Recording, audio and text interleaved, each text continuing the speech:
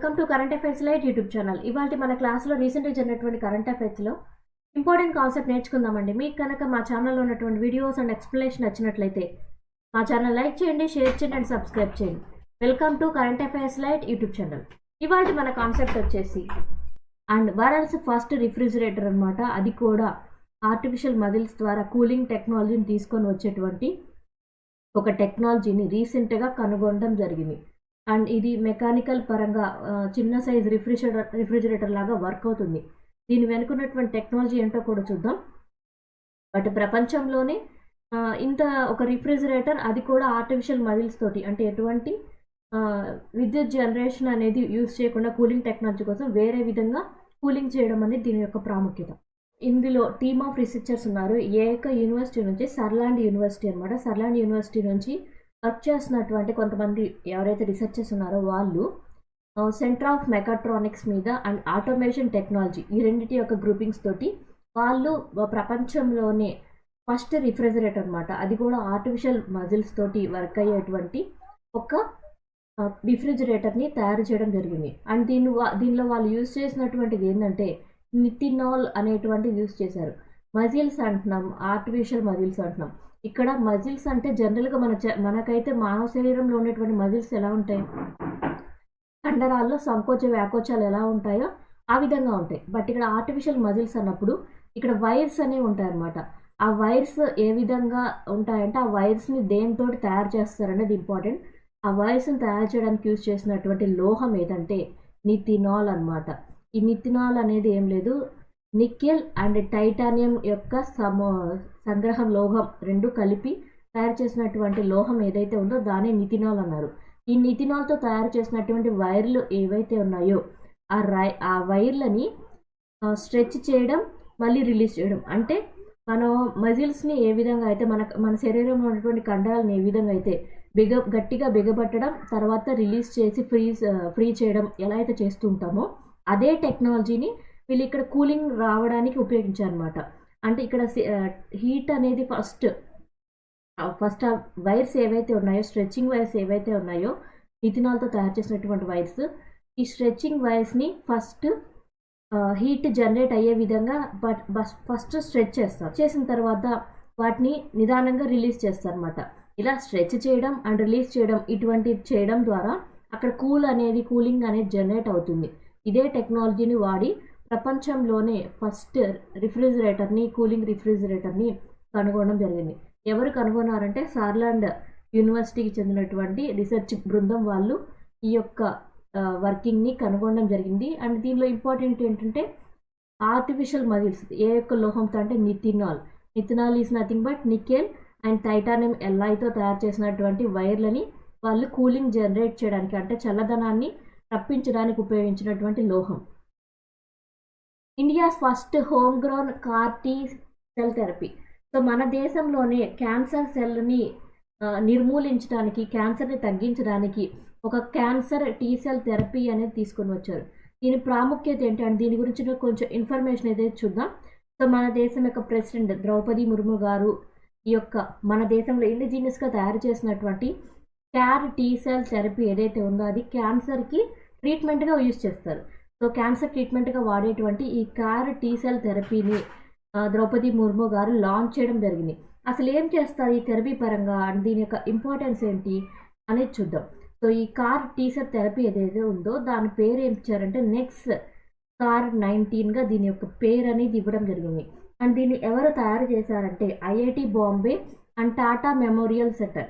మనం ఇంతకుముందే చదువుకున్నాం, టాటా మెమోరియల్ సెంటర్ వాళ్ళు, అంటే టాటా సంస్థ వాళ్ళ యొక్క ఆధ్వర్యంలో క్యాన్సర్ చికిత్స కోసం వాళ్ళు రీసెర్చ్ అనేది స్టార్ట్ చేశారని ఒక 2 నెలల క్రితం కూడా మనం వింటూ ఉన్నాం. సో ఇప్పుడైతే నెక్స్ట్ కార్ 19 అనేటువంటి థెరపీ ద్వారా IIT Bombay and Tata memorial centre వాళ్ళు కలిసి ఈ కార్ టీ సెల్ థెరపీ అనేది తీసుకొని వచ్చారు. అసలు ఏంటి కార్ టీ సెల్ థెరపీ అంటే ఏంటి, దాని ఇంపార్టెన్స్ ఏంటి, దానికి ఇంకొక పేరు ఏంటంటే CAR is nothing but CAR అన్నాం కదా, CRలో వచ్చేసి chimeric antigen receptor T cell therapy అనేది దీని పేరు అనమాట. Chimeric antigen receptor T cell థెరపీగా దీని యొక్క పేరు అనేది ఇవ్వడం జరిగింది. అండ్ ఇందులో ఏంటంటే ఇమ్యూనోథెరపీ అనేది తీసుకొని వచ్చారు. దీని ద్వారా ఏంటంటే మనిషి తన శరీరంలో తనంతట తానుగా తన యొక్క ఇమ్యూనిటీని పెంచుకునే విధంగా, క్యాన్సర్తో పోరాడే విధంగా ఈ టీ సెల్స్ని మార్చి మనిషి శరీరంలోకి ప్రవేశపెట్టడమే ఈ క్యాన్సర్ టీ సెల్ థెరపీలో ఉన్నటువంటి ముఖ్యమైన విషయం అనమాట. ఇది ఏ విధంగా చేస్తారో కూడా మనం ఒకసారి ఎక్స్ప్లెనేషన్ చూద్దాం. సో ఇది జనరల్గా కార్ టీ సెల్ థెరపీ జరిగేటువంటి విధానం అనమాట. ఇందులో ఏ విధంగా అంటే ఫస్ట్ ఒక టీ సెల్స్ తీసుకుంటాం. టీ సెల్ అంటే మనకేం లేదు, టీ సెల్ అనేది ఒక వైట్ బ్లడ్ సెల్ అనమాట, వైట్ బ్లడ్ సెల్. ఇది ఏం చేస్తూ ఉంటుందంటే వైట్ బ్లడ్ సెల్ వచ్చేసి జనరల్గా క్యాన్సర్ సెల్ ఏవైతే ఉంటాయో కిల్ క్యాన్సర్ సెల్, క్యాన్సర్ కణాలు ఏవైతే ఉంటాయో వాటిని నాశనం చేయడం కోసమే ఈ టీ సెల్స్ అనేవి మన శరీరంలో తెల్ల రక్త కణాల్లో ఉండేటువంటి ప్రతిరక్షకాలుగా మనల్ని కాపాడడానికి వర్క్ చేస్తుంటాయి. మన శరీరంలోంచి ఈ టీ సెల్స్ ఏవైతే ఉన్నాయో వాటిని ఫస్ట్ బయటకు తీస్తారు అనమాట, అంటే పేషెంట్ యొక్క శరీరంలోంచి బయటికి తీస్తారు. సో వాటికి ఈ చిమరిక్ యాంటీజెన్ రిసెప్టర్ CAR అన్నాం, చిమరిక్ యాంటీజెన్ రిసెప్టర్ అనేటువంటిది దానికి జోడించడం ద్వారా, దానికి తగిలించడం ద్వారా కార్ టీ సెల్ రిప్లికేషన్ అనేది చేస్తారు. అంటే ఒకదానికి చేస్తారు, దాని ద్వారా డూప్లికేషన్ అనేది చేసి చాలా మల్టిపుల్గా ఈ యొక్క కార్ టీ సెల్స్ అనేవి వృద్ధి పొందేలాగా చాలా చేస్తారనమాట. చేసిన తర్వాత వాటిని మళ్ళీ మనిషి యొక్క క్యాన్సర్ కణాలు ఏవైతే ఉన్నాయో వాటి మీదకి ప్రయోగించేలాగా మనిషి శరీరంలోకి ఈ కార్ టీ సెల్ రిప్లికేషన్స్ అనేవి మళ్ళీ శరీరంలోకి పంపిస్తారు.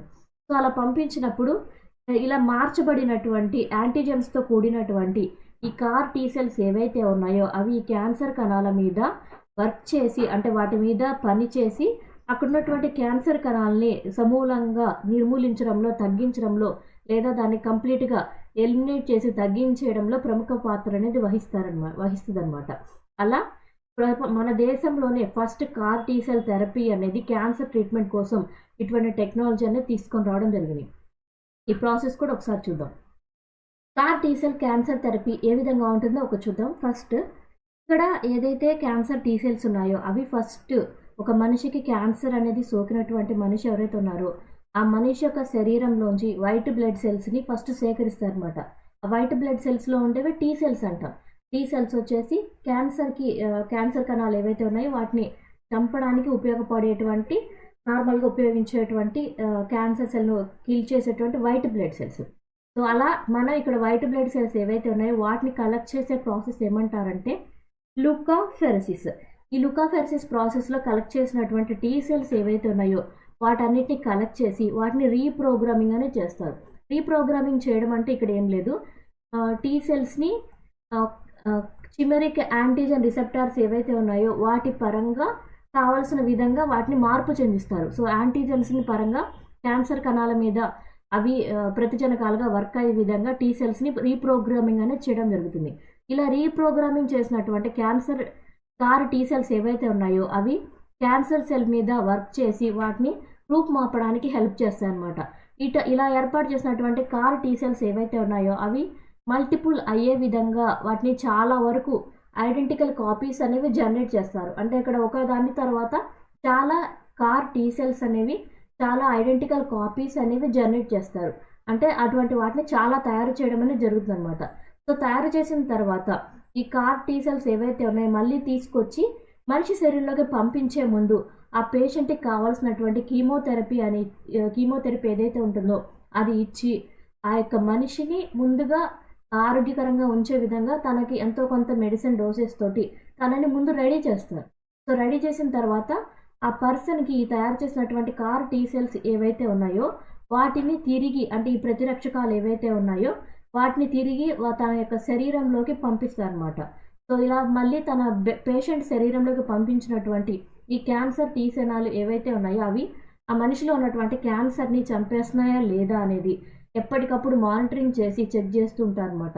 ఈ మొత్తం ప్రాసెస్లో మళ్ళీ కీమోథెరపీ చేస్తూ ఆ పేషెంట్ని అబ్జర్వ్ చేయడం అనేది ఉంటుంది.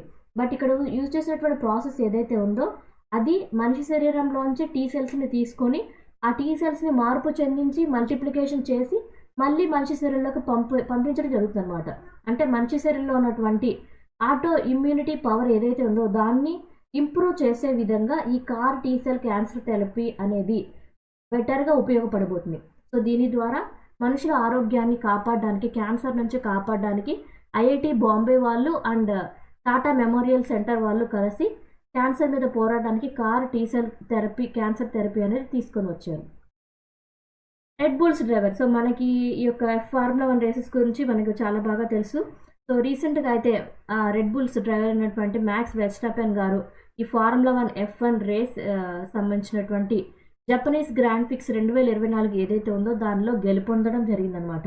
సో ఆయన ఇప్పటి వరకు అయితే 2023 టైం నుంచి ఇప్పటి వరకు జరిగినటువంటి మొత్తం 26 రేసుల్లో ఆయన 22 రేసుల్లో గెలుపొందారంటే మనం అర్థం చేసుకోవచ్చు ఆయన యొక్క విజయం అనేది ఎంత బాగా ఉందో.